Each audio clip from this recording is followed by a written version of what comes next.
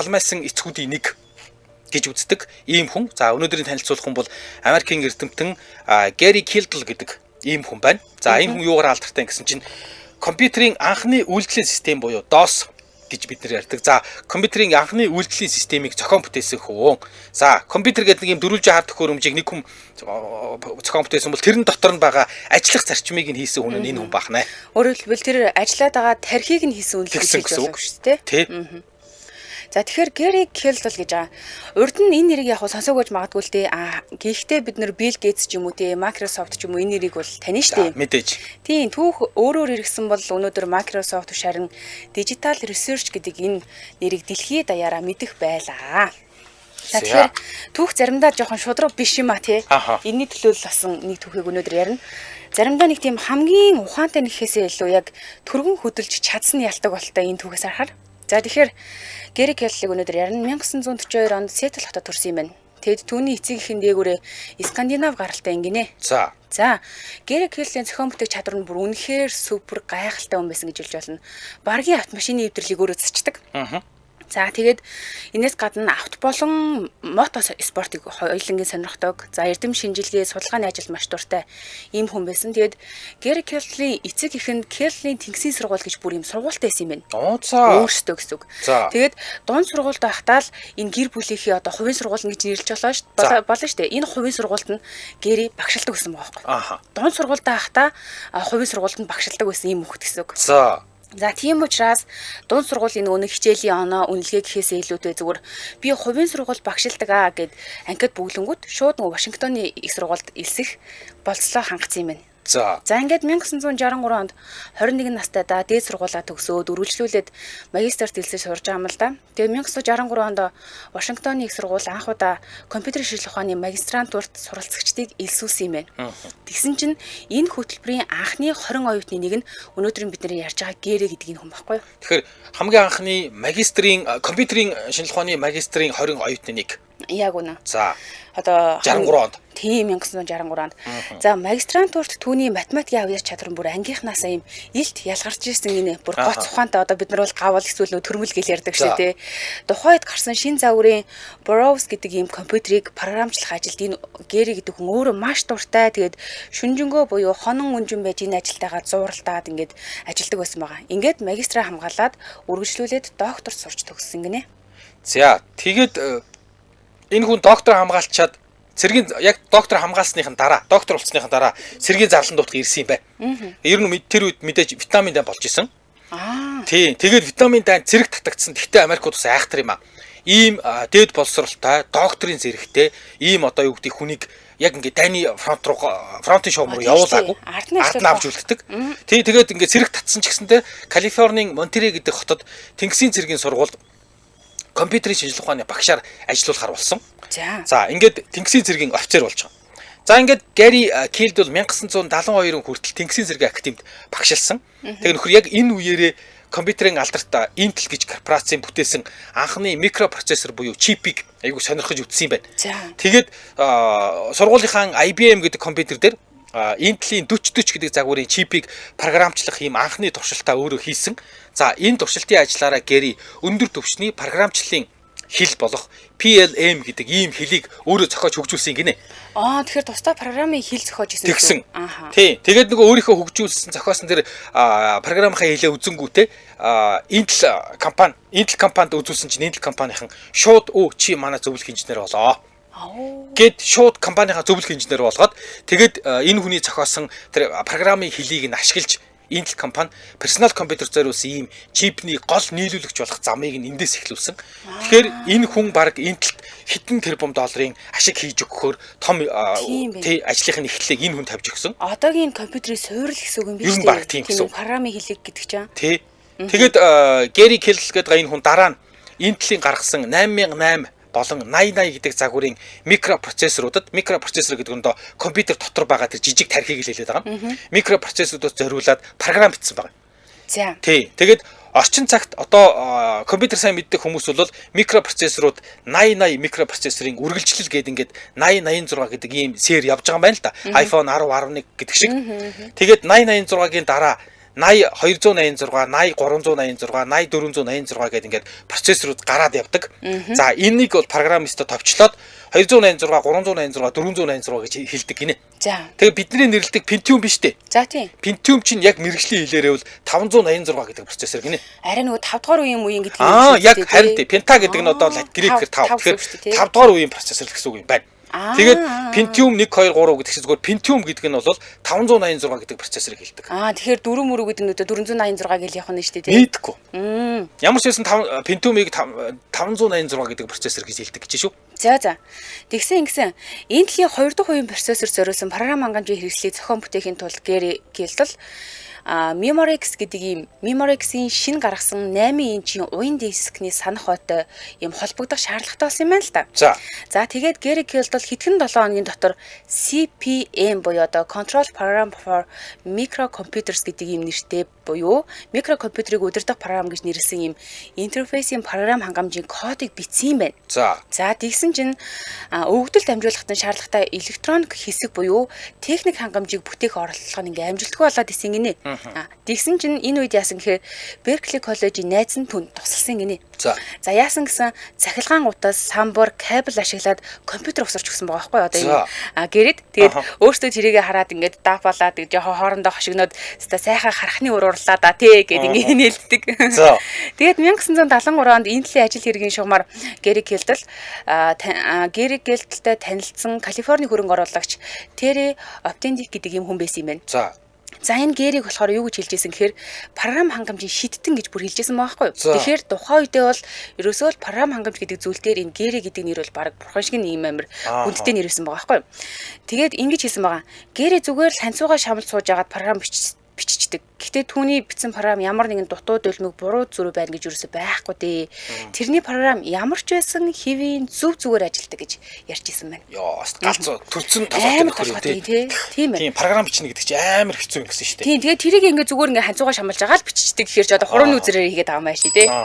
За, Улаанбаатар хотод 14 цаг 21 минут Wooling брендийн албан ёсны дистрибьютор MTC Motors хамтран ажиллаж байна.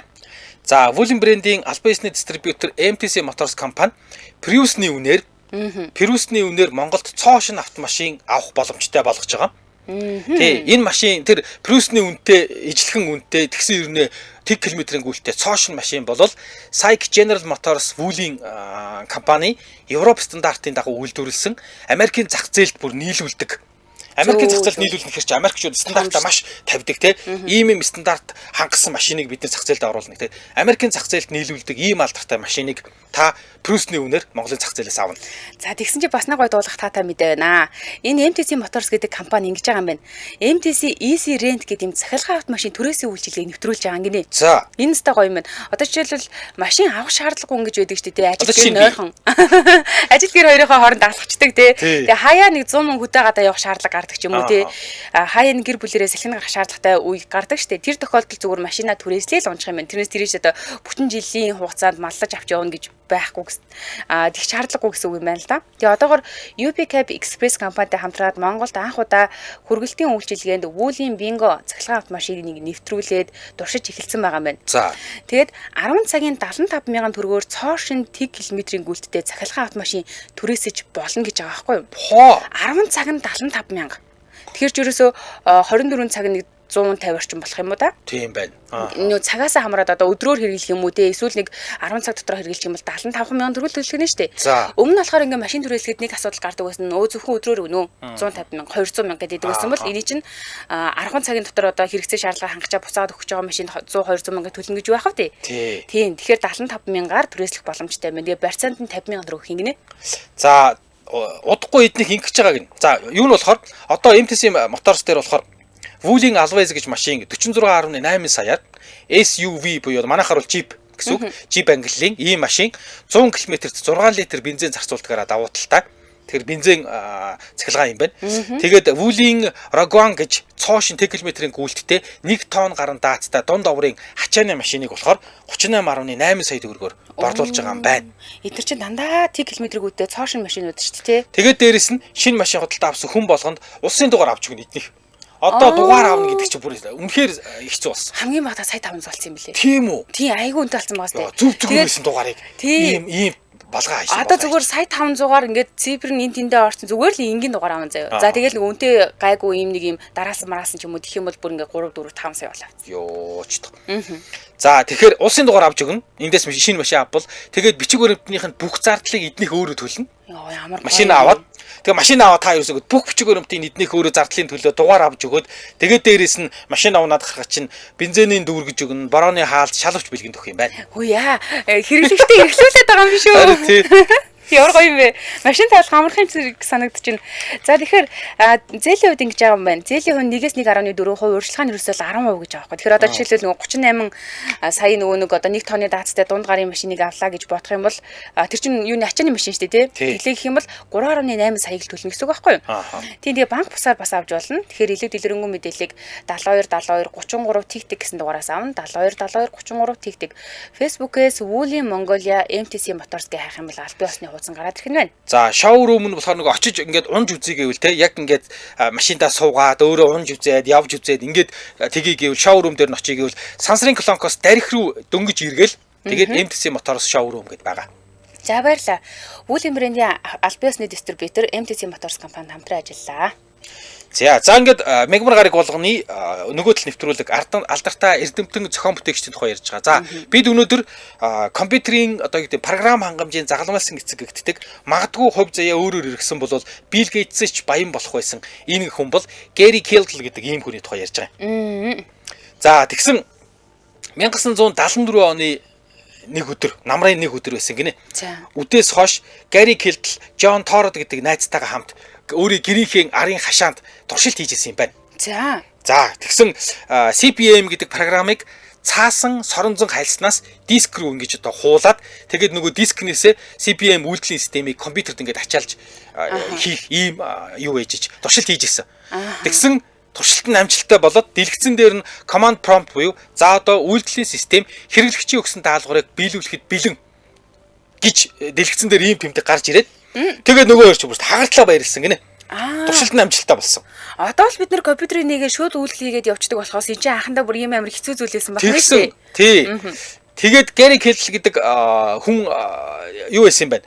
Энэ үеэд урсгата миний амьдралд ерөөсөн гэсэн үнэхээр хагартлаа баярлсан хоёр хон үйл явдал байдаг. Нэг нь би Ниагарагийн хүрхрээд очиод үнэхээр их баярлсан. Хоёрт нь CPM програмыг дискнээс ачаалж юу байсан тоглуулсан үе гэж байгаа. Тэгэд энэ болохоор миний ойлгосноор өмнө нь бол компьютер яг нэг компьютер хөдөлж явахдаа програм дагалдаж ирдэг гэсэн үг байхгүй.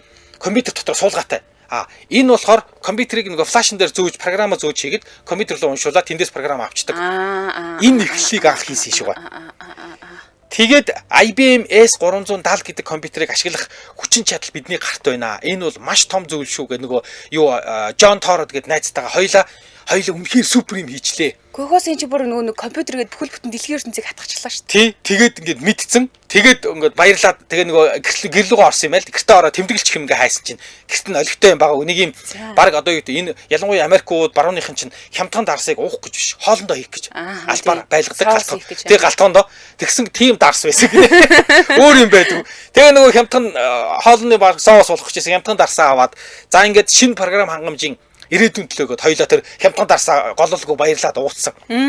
Гин тэгээд компьютерийг уян дискнээс амжилттай тоглуулж ачаалснаар микропроцессор за дискний хүчтэй хамт персонал компьютерийн хувьсгалын нэг том тулгуур болсон гэж үздэг юм байна. Зөө. Тий, тэгээд DOS гэдэг байгаа чинь болохоор Disk Operation System гэдэг үгний товчлол юм байна. Тий, DOS гэдэг. За утгачлал дискэн дээрээс уншиж ачаалдаг үйлдвэрлэлийн систем. Таны хэлсэнд хөл яг зөв юм байна л да. Бид нар одоо нөгөө зүгээр л бэлэн компьютер байсан үед ингээд төрсэн болохоор хэцүү юм аа. Тий, одоо чинь ингээд компьютер програм чинь ингээд CD-гээр юм уу ингээд байж идэг шүү дээ. Тэгээ зөөж авчраад өөр програм суулгыг бол одоо бол интернет дээр явуулсан. Тэр үед интернет байгаагүй. Програма яаж юу гэдэг бие биендээ дамжуулах уу гэхээр дискэн дээр шарж агаад тэгээ нөгөө дискнээс програм руу уншуулдаг компьютер руу. Тэрийг л анх хийж л дээ. За тэгсэн ингэсэн байгаа. Гисэн чинь Intel компани нь түүний одоо CPM буюу нөгөө хийсэн зүйлийг сонирхгүй байна гинэ. Тэгээ би зөвхөн чипсэтэл үйлдвэрлэнэ гэдгийг илэрхийлсэн юм байна. Ингээд тахаар нөгөө гэрээ одоо өөрийнхөө зохиосон програмыг өөрөө чөлөөтэй ашиглах болчлоо шүү дээ. Тэгээ ингээд өөрөө чөлөөтэй угаасаа ашиглаж агаад 1975 онд анхны лицензээ зарсан юм байна. За. За энэ үед Тэнгисийн цэргийн академид хагас цагийн багшаар ингээд үргэлжлүүлж ажиллаж исэн юм байна л да энэ хүн. Тэгээд 1976 онд эхнэр Доротигийн хамтаар өөрсдийн компани үүсгэн байгуулад одоо хувийн компани үүсгэн байгуулад тэгээд цаашид арилжааны боломжийг эрэлхийлэх зорилгоор Intergalactic Digital Research гэж энэ компаниг нэрлсэн байгаа өөрсдийнхөө компаниг. За тэгээд дараа нь болохоор хүмүүс ингэдэг нэг компанийн нэрийг хэлэхээр Intergalactic гэдэг нь одоо галактик хооронд ямар юм аа гэл ингээл мэдэж одоо юу гэдэг хүний нөгөө нэг юм тархинд одоо амархан юм тогтоогдох нэр биш юм байна л да. За тийм байна. Юу хэцүү юм байна. Тий Intergalactic Digital Research гэж хэлэхэд айгүй хэцүү тий. Ингээд байсан учраас нөгөө компанийнхаа нэрийг Digital Research Incorporated гэдэг ийм богиносгосон болгоод өөрчилсөн юм байна. Одоо энэс цаашаа битээр дандаа DRI буюу DRI гэж ярьчих тий. Энэ компаниг үүсгэн байгуулсан эхнэртэйгээ нийлээд. За тэгсэн энэ үед болохоор Тэнгисийн цэргийн академийн оюутан асан Глен Юнг гэдэг ийм нэг оюутан байж л дээ. Энэ тийм нөгөө хурцтай хөгжиж байгаа микрокомпьютер үйлдвэрлэгч IMSIE буюу IMSI Inc-ийн шинэ төрлийн дискний системд одоо тэр CPM гэдэг микропроцессор гэдэг байгаа тийм ээ. Энэ лиценз ашиглах боломжтой хэсэг талаар нь одоо эдний нөгөө нэг компанид хандж байгаа байхгүй юу? Dry гэдэг энэ компанид хандж байгаа. Одоо нөгөө хийцэн бүтээлийг нь ашиглах гэдэг штеп. Тэгсэн чинь Gary Kell болохоор Glen Jung-тэй хамтраад өөрийн нөгөө Intel-д зориулж зохиосон кодоо одоо энэ нэг имсайд зориулаад өөрчилж байгаа. Одоо ийшээгээ зарахын тулд гэсэн үг. Нэг компаниас нөгөө компани зарахын тулд өөрчлөөд тэгээд техник хангамжаас хамааралтай хэсгүүдийн хуваахын тулд тэдгэрийг BIOS гэж нэрлэдэг. Одоо нөгөө нэг утгачлах юм бол оролт гаргалтын үндсэн систем бид нар BIOS гэж ярьдаг шүү дээ. Basic Input Output System гэдэг. Энийг зохиосон байгаа байхгүй. Тэгээд энэ BIOS гэдэг нь болохоор бас л түүний яг нөгөө нэг компьютер шинжилгээ ухаанд оруулсан ийм хамгийн анхны үнцэнтэй зүйлүүдийн нэг гэж хэлж болж байгаа. За. За 14 цаг 30 минут болж байна. Нэвтрүүлгийн дэмжээ ажиллагчаар Conwell Ингний хормогтой хамт өдөр бүр эрүүлжээ гэдэг ийм Ингний хормог хамтран ажиллаж байна. 200 мл-ээс авалгаатай юм байна. Айгуу гоё ягаан өнгөтэй юм аа. Тийм байна тий. Тийм байна. За Ингний хормог нь хүний биед шаардлагатай эцэс бодис амин хүчлүүдийг ихээр агуулдаг бөгөөд үүнийг холоодны хүчилд өргөдүүлэлгүй цуснд шууд дамжуулдаг хамгийн гайхалтай бүтээгдэхүүн юм байна. Мөн дархлааг дэмжиж мэдрэлийн эсийг тэтгэж өрөвсөл намдах үйлдэлтэй тул эрүүл мэндийг тэтгэх шийдтэй хөнсөлдөг. Өдөр болгоо хэрэглэх юм бол үр дүнг нь мэдэрнэ. Аав ээж үр хүүхэд ихнэр нөхөртөө гэд гэр бүлээрээ өдөр бүр Ингнийг хормогоос нэгийг ууж хөвшөөрэй. За Conwell брэнд нь болохоор Ингний хормыг ямар ч хойлц хугацаа уртсагчгүйгээр цоо шинээр нь таны гарт хүргэнэ гэсэн байна. Яг шүү хөөе. Янз. За би одоо задлаа тий. EMR дөргөс сансар эвс дэлгүүрүүдээ судалдаж авах боломжтой. Янзтай нэрээ. 75 80 гэдэг дугаараас бид нэр илүү дэлгэрэнгүй мэдээллийг авах юм байна. 75 80. За ингээд нэвтрүүлгийн дэмжээ ажиллагч Conwell Ингний хормогтой хамт өдөр бүр эрүүлжий баярлаа. Ямар гоё юм те. Тийм эсэглэн байхгүй штэ. Тий харин тий. Янзтай. Янз. За ийм байгаа. За тэгсэн ингэж. За нөгөө нэг CPM гэдэг энэ хүний програмыг хийл гэдэг байгаа тий. За тэр CPM-ээс өмнө компьютер үйлдвэрлэгчид үйлдлийн системээ зөвхөн өөрсдийн техник хангамж болон дагалдах төхөөрөмжтэй ажиллахаар л зохион бүтээсэн байдаг. Тий. Одоо жишээ нь IBM үйлдлийн систем нь зөвхөн IBM-ийн компьютер дээр л ажиллана. Хэцүү маа. Тий, өөр компьютер дээр ажиллахгүй. Тэгээд тэр Boros гэдэг үйлдлийн систем бол зөвхөн Boros гэдэг компьютер дээр л ажиллана. Одоо жишээлбэл ингээл бидний зүгээр хар яриагаа ойлгох юм бол та нэг флаштай тэр флаш хийж ганцхан таны компьютер л таньдаг. Бусад компьютер тархиул гэсэн үг шүү дээ, тий. Ийм юм байна. Тэгсэн чинь програмыг компьютер бүрийн тусгай үйлдлийн систем зориулж бичих ёстой. Ингээд энэ хаалттай системүүд яг компьютер хэрэглэдэг хүмүүст үнэхээр төвхтэй. Тэгэлгүй байсан юм байна. Тэгсэн за ингээд үйлдвэрлэгчид одоо шилдэг сайн компьютер тоног төхөөрөмж авлаа. Түүн дээр нь багийн компани програм хангамж таарахгүй. Зөвхөн техник хангамжаа тэр компьютер авсан газараас л дагалдаж ирж байгаа зөв хэдхэн програм л тэрэн дээр нь ажилладаг. Ийм хэцүү байж. Тэгсэн тэр BIOS код гэдэг байгаа нь болохоор бусад үйлдвэрлэгчдийн бүх Intel болоод бусад одоо микропроцессорт суурилсан компьютеруудад CPM-ийг ямар ч шинэ техник програм хангамж ажиллуулах хангамж дээр ажиллуулах юм боломж олгоцсон. Ингэснээр яаж байгаа гэвэл нэг програм нь олон үйлдвэрлэгчээс нийлүүлсэн компьютер дээр ямар ч өөрчлөлтгүйгээр ажиллаад явчихна. Амар болж байгаа юм байна. Тий, миний компьютер дээр ажиллаа, чиний компьютер дээр ажиллаад явна гэсэн өөр үйлдвэр компьютер байсан ч хамаагүй. За эхнэрийн Дороти гэдэг байгаа тийм ээ. Дороти Гэри хоёр анхны офсоо нээж байгаа. Тэгээд CPM үйлдвэрлэлийн системийн тухай зарыг ингээд нөгөө компьютерийн салбарын сэтгүүлүүдэд байршуулж зарж эхэлсэн байгаа юм л да. Одоо өөрөөр хэлбэл өөрийнхөө юм гаргасан бүтээгдэхүүнүүдийг зарж эхэлж байгаа гэсэн үг шүү дээ. Тэгээд худалдаа авагчаас шууд ингээд нөгөө чек хүлээж аваад буцаагаад нөгөө нэг үйлдвэрлэлийн систем бүхий дискээ ингээд шуудангаар явуулдаг байсан юм байна. ингэж харьцдаг. Тэгээ тэр хоёр ажлын өдөр болгон л ингээд шууд зэргийн газар руу алхдаг ажилтаа бас ингэ өөрөөр хэлбэл маш олон газрууд энэ хоёрын бүтээгдэхүүнийг худалдаж аваад байна шүү дээ. За үүний дараа нөгөө Шав Глен Юнг гэдэг нэг залуу байгаа тий.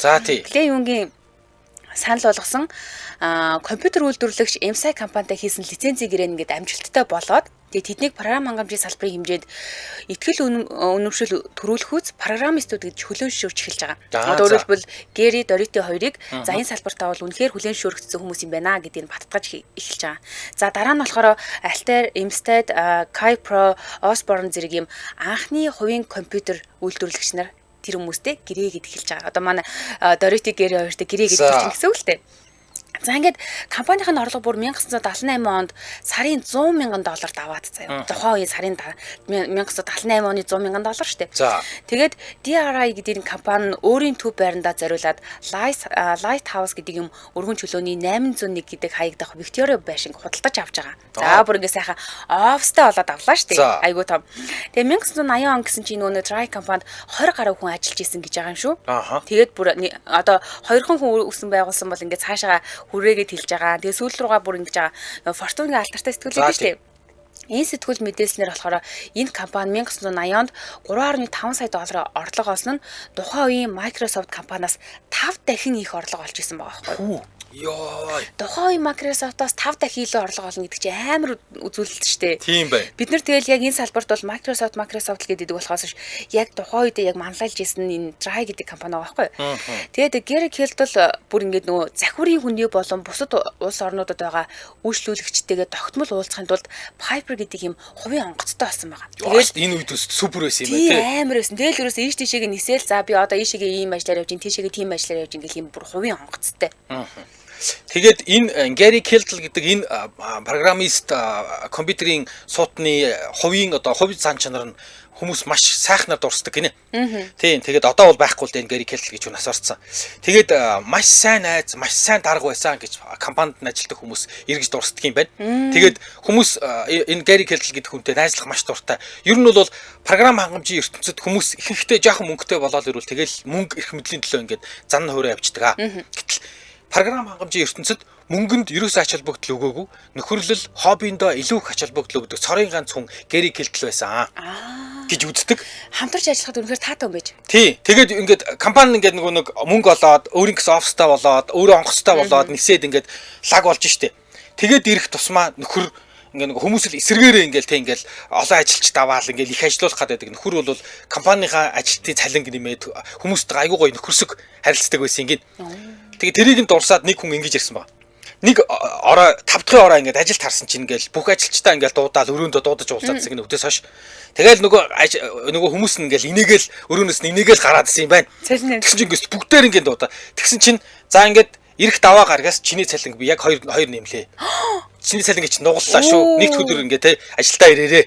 Сая төгрөг авдаг байсан бол 2 сая төгрөг авлаа. Тий. Тэгээд бүгдээр ингээд одоо гэдэг зарим хүмүүсийг нэвш бүгдийг нь дуудаад за ингээд манай компани айгу сайн ажиллаж байна. Бид нар бүгдээрээ сайн ажиллаж байгаа. Гэт тэгээд чиний цалин 2 дахин нэмлээ. Чиний цалин гэж нэг нугаллаа шүү. Даваа гарагт ирж ажиллаарай.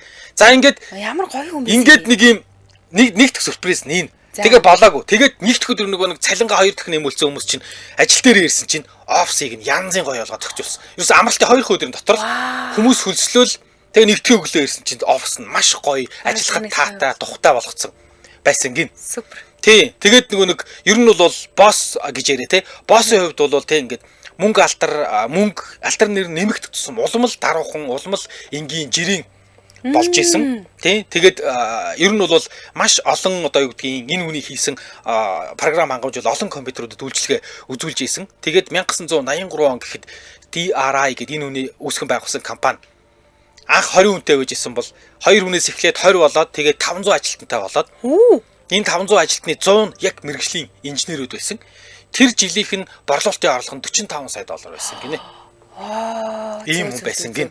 Тэгэхээр ингээд яг удирдах байгаа хүн таатай ажилчид ингээд ажилдаа сэтгэл хангалуун байх юм бол бас эндээс амар гоё бүтээмж гарч болт юм жишээ юм а тий. Харин тий. За ингээд 1980 онд IBM Флоридад шинэ салбараа байгуулах гэж байна. За бид нар IBM гэдэг бол бүр үнэхээр аюул сонсч байсан супер компани байгаа. Тэгээд Флоридад шинэ компани байгуулгаад олон нийтэд зориулсан юм ширээний персонал компьютерийг хөгжүүлж эхэлсэн юм байна. Тэгээд IBM персонал компьютерийг аль болох хурдан зах зээлд гаргахын тулд ерөөсөө тэд нар энэ дэлхийн худалдаанд гаргасан бэлэн микропроцессор болон бусад эд ангиудыг ашигласан байгаа байхгүй юу? Аха. За өөрөөр хэлэх юм бол IBM компани хувийн компьютер бүтээх гэж байгаа. Тэнд нь одоо үйлдвэрлэлийн систем хэрэгтэй болж байгаа гэж ойлгож болох нь шүү За дээ. тий. Энэ үед IBM-ийн худалдаа авах багийнхан Bill Gates-тэй уулзж байгаа.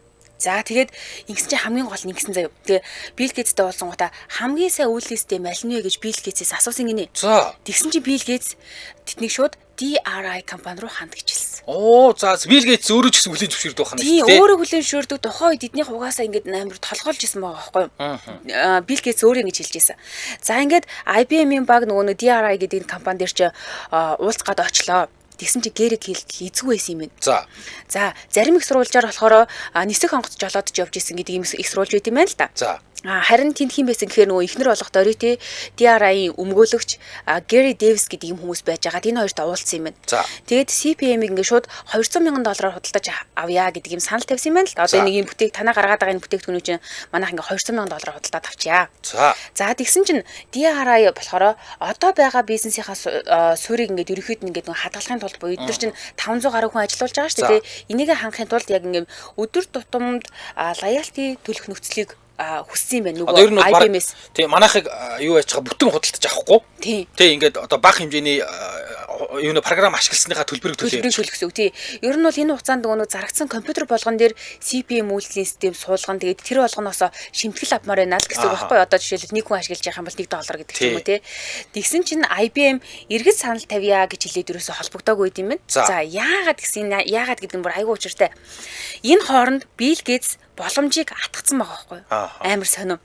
Ингэсэн байгаа. Би Seattle Computer Product компаниас CPM-ийг харагдах байдал мэдрэмжийг нь яг дуурайлган бичсэн үйлдвэрлэлийн системийг илүү хямдхан худалдаж аваад IBM-д өгч чаднаа. За.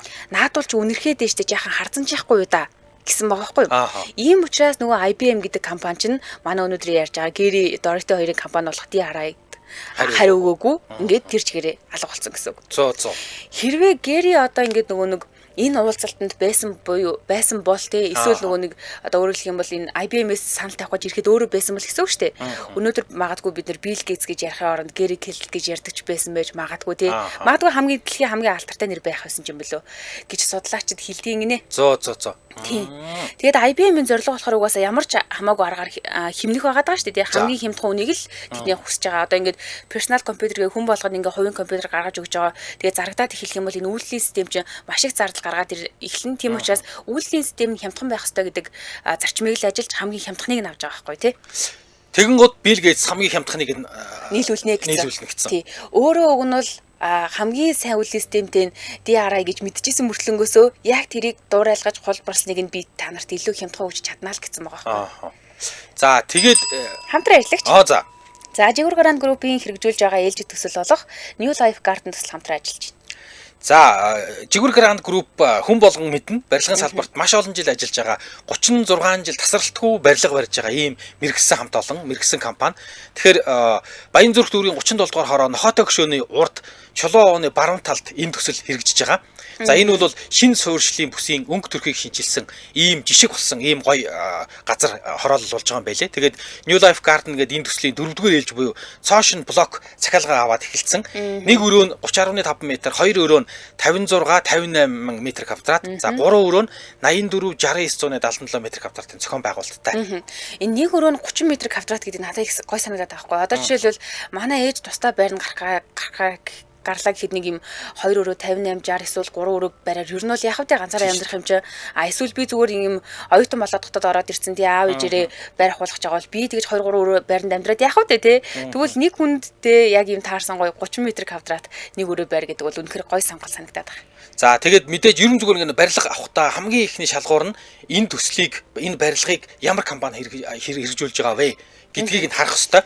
Тэгэхээр мэдээж одоо юу гэдэг нэг зүгээр буух эзэн буцхайхтай гэдэг шиг 36 жил барилга барьж байгаа. Иннээсээ цааш магадгүй хэдэн зуун жилээр л оршин тогтнох Жигүүр Грант гэж энэ барилгын дагнсан ийм алдартай компани төсөл хэрэгжүүлж байгаа учраас мэдээж энэ том компани брэнд нэр гэж байна, чанар гэж байна, олон жилийн туршлага гэж юм байна.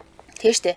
За энэ барилгын тухайд гэх юм бол бүрэн цутгамол, цэлгэр том цонхтой, харагдах орчин сайтай, нийслэлийн сургууль цэцэрлэгтэй ойрхон гэж байгаа. Тэгээд ер нь бол өрөөний зохион байгуулалт нь маш сайтай гэж одоо 30 м квадрат гэсэн мөртлөнгөөс нэг тийм ашиггүй талбайтай барилгууд байдаг штэ. Тэгвэл энэ бол хүн амьдрахад хамгийн гоё таатай, зөв зохион байгуулалттай юм байлээ. За тэгээд дахиад нэг гоё надад таалагдсан зүйлийг нь дурдах юм бол үндэсний цэцэрлэг түрээлэнгээс 3 км-ийн зайтай гэж байгаа байхгүй юу. Тэгэхээр чинь бид нар ингээд зуны уйлралд, хавар намрын уйлралд ингээд хүүхдүүдээ салхилуулах ч юм уу, ийш тийшээгээ явах ч юм уу, энэ тохиолдолд бол байгальтай маш гоё ойрхон гэсэн үг. Тийм байна. Харин за юу яаж болно? Яг очиж үзье гэвэл Чулуун нохотой гүшөөний урд очиод үзэж болно. Төслийн талбай дээр. За утасныхын дугаар борлуулалтын алба 77 77 тэг 7 84 гэдэг утсаар холбогдож болно. 77 77 тэг 7 84. За, манай нэвтрүүлэгтээ Жигүүр Гранд группийг хэрэгжүүлж байгаа ээлжид төсөл болох New Life Garden төсөл хамтран ажиллалаа. Та бүхэн New Life Garden гэсэн Facebook хуудаснаас илүү гоё дэлгэрэнгүй мэдээллийг хараад өрөөний зохион байгуулалтын зураг үзээрэй. За, ингээ ямар ч хэлсэн дундуур нь Гэри Дорити хоёрын дундуур Билл Гейтс орсон ийм түүх байдаг. Орсон гэхийн цаашаа энэ зүгээр яг эзгүй байсан учраас л энэ гэрээ хилцэл жоох амжилтгүй болох магадлал нь нэмэгдсэн юм шиг санагдсан л да. Тэгээд заах энд нэг баахан техникийн хэлүүд байгаа байхгүй. Тийм. Тэгээд зүгээр энэ ер нь л ийм болсон. Яг ингээд гэрийг хэдэл баг зэрэг буулт хийгээд тэгээд PC DOS гэсэн нэр бүх ийм үйлдлийн системийг нэг удаагийн онцгой нөхцөлгүйгээр зүгээр л $50,000 IBM-д зарцсан юм байна. За та нар ингээд нэг удаа зүгээр энэ програм хангамжийг аав гэ $50,000 зарцсан. За тэгээд нөгөөдөл нь энийг ашиглаж үзээд та нар манай үйлдлийн системийг персонал компьютеруудаа тавиарэ гэд бүр програмын их кодтой хамт өгсөн байна. За. Тэгсэн чинь нөгөө их кодыг нь Билл Гейтс үзсэн. Яагаад гэвэл Билл Гейтс одоо юу гэдэг мэдээж Билл Гейтс ч өөрөө айхтар нөхөр үйлдлийн системийг шууд дуурайлгангуудаа баг зэрэг өөрчлөөл. Тэгэл PC DOS гэдгийг нь MS DOS болгож өөрчлөөд ингээд үйлдлийн системийг нь IBM-д маш хямдар одоо юу гэдэг тэр энэ Гэри Келл гэдэг компани санал болгосон үнээс хамаагүй хямдар би тэгвэл та надад нийлүүлье гэд Билл Гейтс нийлүүлсэн.